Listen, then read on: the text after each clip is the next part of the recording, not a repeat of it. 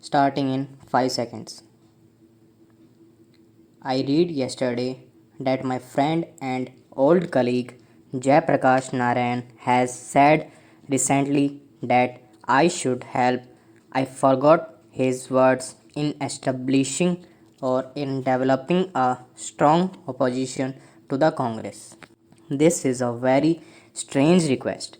I believe completely in any government what it might be having stout criticism, having an opposition to face. Without criticism, people and governments become complacent. The whole parliamentary system of government is based on such criticism. The free press is also based on criticism. It would be a bad thing for us if the press was not free to criticize, if people were not allowed to speak and criticize government fully and in the open. It would not be parliamentary government. It would not be proper democracy. I welcome criticism in Parliament. In fact, we welcome criticism from our own party members. The amount of room we have in our party for criticism of government's policy is great. But when Jayaprakash ji says that I should build up an opposition, does he want me to build up a bogus thing to oppose the Congress? What value or what virtue will that have? With all respect to Jayaprakash ji, the example is not a good one. There was no democracy in Turkey, real or even unreal. It was a dictatorship. Does he want that kind of thing to happen in India? The point is that the opposition should have the freest opportunity to express its opinion in the press and on the platform and to fight elections. I cannot canvass for the PSP or the Communist Party. They have the freest opportunity to do so. The election commission is independent of government. It is open to you, to any of you, to vote as you like. You know that there is no question of pressure or coercion. I do submit that we in India have a greater degree of freedom in elections and in things other than elections than almost any other countries in the world. There may be a few countries which have the same freedom as we have, but as far greater number of countries in the world have no such freedom.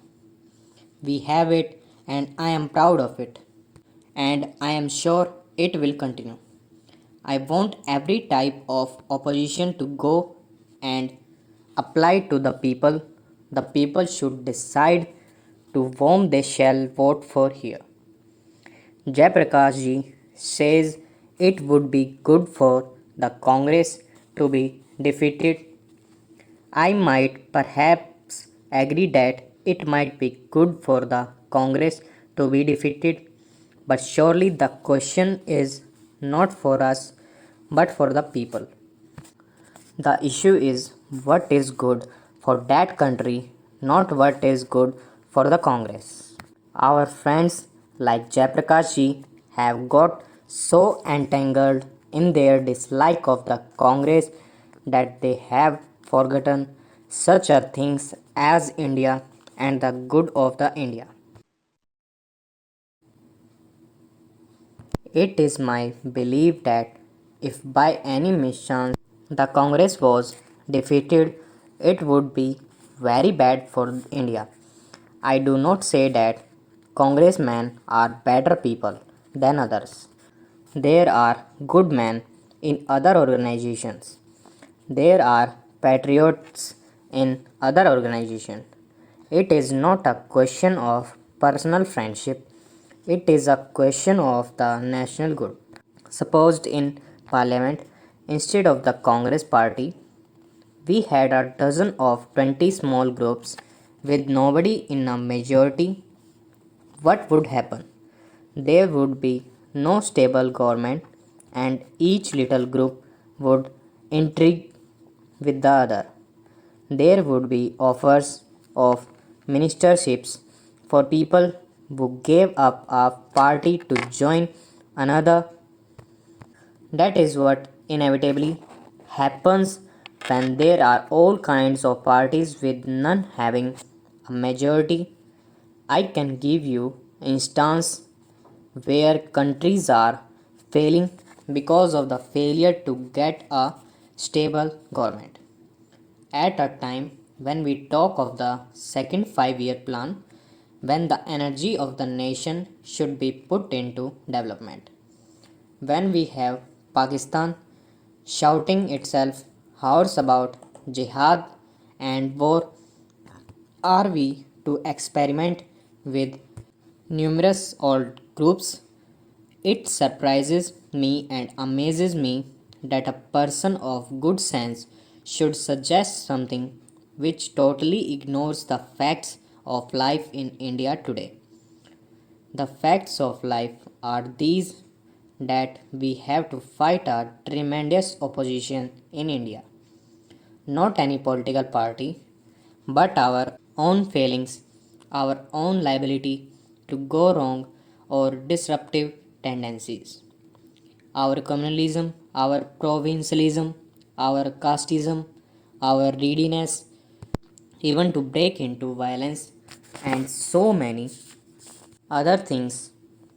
Our history shows that we are very prone to disruptive, separative tendencies. And if British rule in India did a good thing, it was to make us united in our fight. But really, the first effective mass scale attempt to build up this unity was by Gandhiji under and within the Congress. It brought results, and yet you see how soon such unity goes to pieces. Take the question of the state reorganization, whether the decision was right or wrong. Is it not fantastic for people to commit violence for that? Stop.